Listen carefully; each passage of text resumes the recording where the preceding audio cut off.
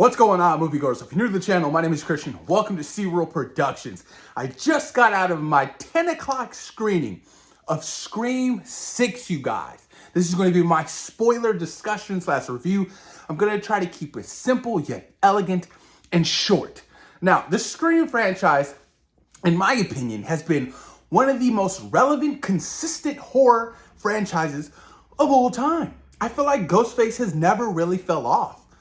And that's because of the continuity between the franchise. It's so relevant. The fact that, Wes Craven directed the first first four films, and Kevin Williamson has been, attached to this franchise, has really helped the continuity of it all. You look at Halloween, the franchise has been all over the place. The franchise has had different writers, different hands connected all over it. You look at Friday the 13th, the same. Jason has been to space. You look at Freddy. You look at Chucky. In my opinion, Chucky hasn't been good since Child's Play 3. I know a lot of people love the new sci-fi show. I saw a couple episodes of it. Just didn't do it for me. It didn't. But with Ghostface, you guys, he's been the most superior on screen for the longest time. Now, you could say, oh, what about Halloween 2018? Halloween Kills, Halloween Ends. Halloween 2018 was a great sequel to the original. But I feel like with Kills and Ends, it kind of went a little overboard. And I lost interest, especially with Halloween Ends. But with Scream 5, you guys, which I was very, very, very crucial of, I didn't necessarily like it as much as the fandom did. So going into Scream 6, I was like, I need something different. I need something very unique. I love the fact that this film was set in New York City and not in Woodsboro. They're in college, kind of like in Scream 2. So I was like, okay, I can get behind this. Let me tell you guys something. It didn't disappoint. Scream 6 delivered. I was so surprised how much I enjoyed this film. I felt like the tension in certain scenes were so high. Higher than it's ever been in this entire franchise. That train sequence, you guys. Oh my God, in the trailers. It definitely lived up to the hype because I was like, oh my God. And you got to realize that there's always multiple Ghostfaces. There's always two Ghostfaces. Other than Scream 3, which, they mentioned in this film, very ambitious of him, Sidney's brother, to be the only killer in that particular film. And the callbacks, you guys, the subtle nostalgia feels, I love the filmmakers who have really are diehard fans of this franchise. The aesthetic that Wes Craven has imprinted on this franchise is felt throughout this entire film, and including Scream 5. I love it so much that, it's not just another sequel. It feels like a passion project for the lore of Scream and Ghostface, and the fact that they keep continuing on what Wes Craven has essentially started. I love it. I love it so much. Kevin Williamson is still attached to these films. It's all about the continuity and keeping it relevant, and they're definitely doing it, you guys. Ghostface has probably been the most violent we've ever seen him in this whole franchise, in this particular film, you guys. Really, really crazy. Some of the kills in this movie, I was like, oh my God, it was brutal. The stabbings, I was like, stab, stab, stab. I was like, Jesus Christ. It was crazy. From the opening sequence to the third act, you guys, I definitely was on the edge of my seat. And I was so engaged with the story, oh my God, okay, who is the killer? You know what I mean? Because I feel like in all the movies, you can kind of guess or kind of, be on the right path of who do you think is going to be the killer. This one, I was really shunned. I was like, man, I don't know. I honestly don't know. I was like, is it Kirby? She's a legacy character. She's returning from Scream 4. I was like, it's a possibility. And then when things in the story started to unravel, I was like, oh, okay, this is getting really, really good. Between Sam and Tara and Chad and Mindy, the returning characters, the returning survivors from Scream 5, I love and adored. I was like, okay, now I'm finally on board with this core, the four core. I'm finally on board with these characters, and I was like, okay, I love the fact that all four of them moved to New York City together as, kind of like a family. It's shared trauma. They have each other's back.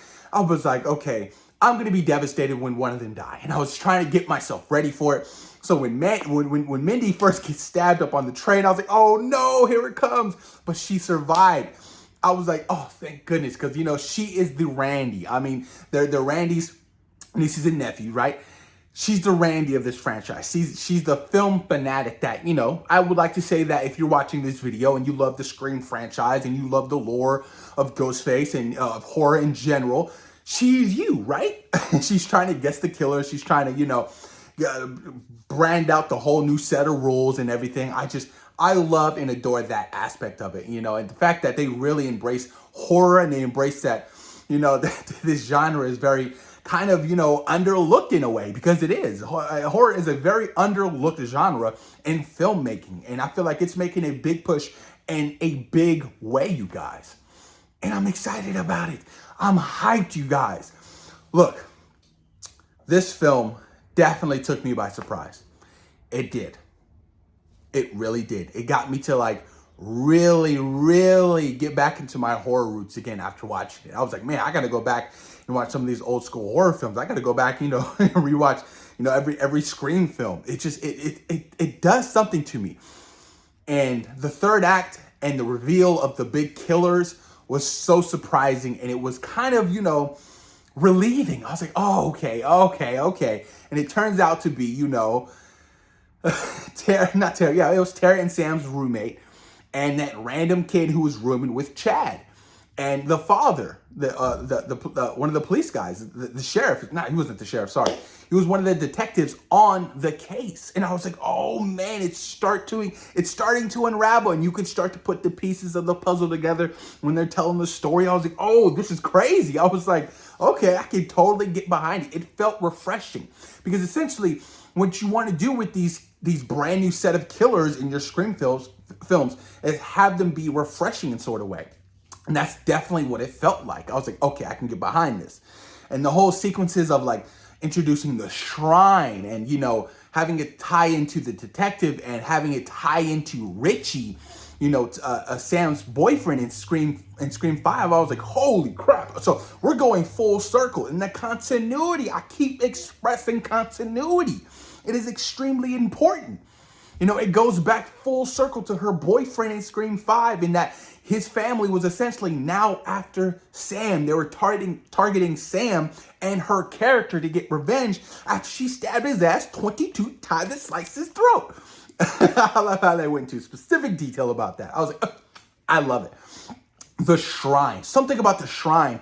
I got goosebumps and the nostalgia feeling of it all. I was like, man, this is this whole franchise in one room, and we're dating back to Scream in 1996, and Scream 2, Scream 3, Scream 4, Scream 5. It was all there, even the TV that smashed Stu's face. And I love the little hint of, well, did he die? Because a lot of us fans, a lot of, the Scream fans are like, well, Stu didn't die. Maybe he escaped. Maybe, he was still on the run.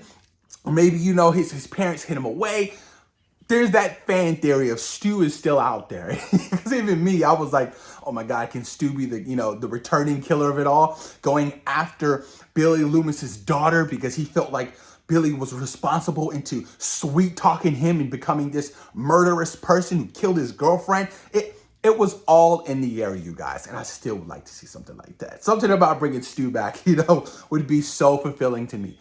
And we got to see Skeet, Billy Loomis, the original killer in Scream 1996. He did make appearance in this film, which I liked, because I didn't necessarily like it in Scream 5, but in Scream 6, I was like, okay, it fits the narrative. Now that Scream 5 has been told, we're moving on to Scream 6.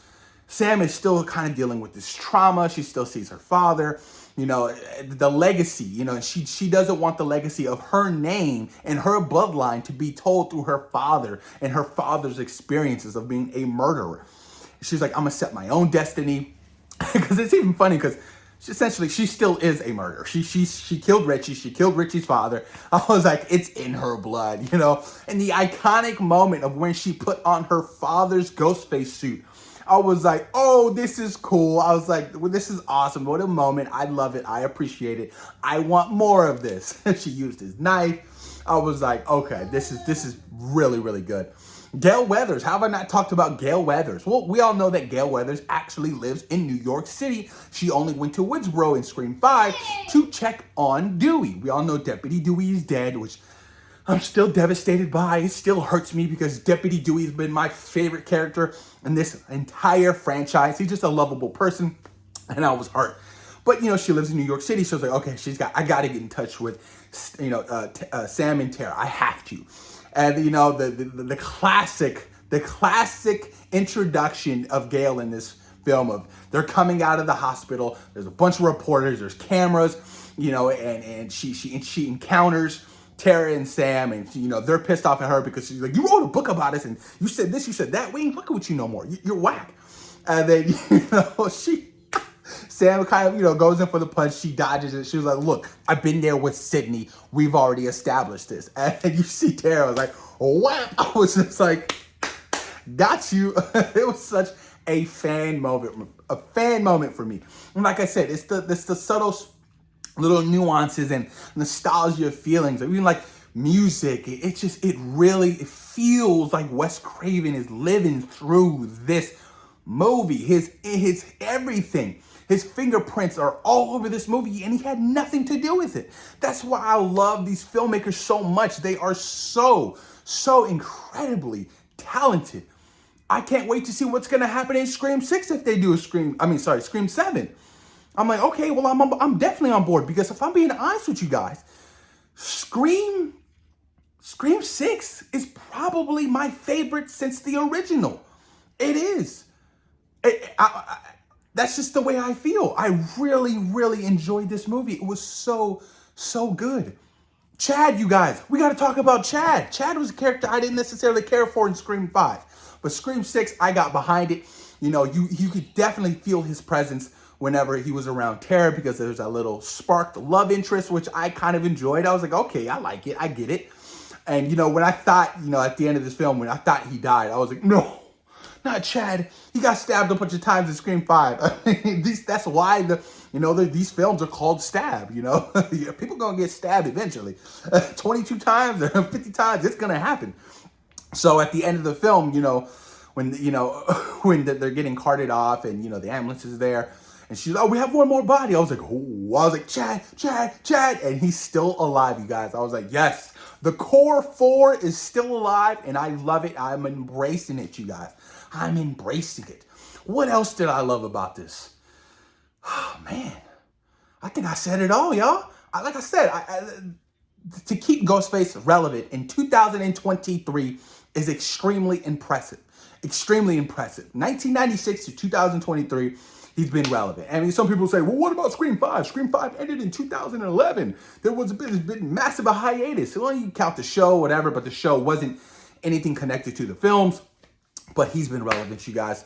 Ghostface is on top right now in my eyes, and I love and I appreciate it. Sidney Prescott was mentioned in this film. Obviously, with contracts and stuff like that, she felt like she needed a little bit bigger of a cut, which I get, I understand. But, at least she was still mentioned. She was taking her husband and the kids. They're trying to get safe. She was like, I need to get out of this Ghostface situation. I am trying to leave. Because didn't she live in New York? In Scream 5? Was that revealed? Am I wrong? Am I crazy? That's a possibility. So I was like, okay, at least she was mentioned. At least she was mentioned in this movie, which I loved and I appreciated so much. Everything was mentioned. Like I said, the lore of it all was definitely captured in this Scream film, and it did it for me. But there you guys have it. That is my spoiler review for Scream 6. I loved it. I enjoyed it. Top 2 in the Scream franchise. Post your comments down below. Let me know what you guys thought about Scream 6. Post them. Let me know. Peace.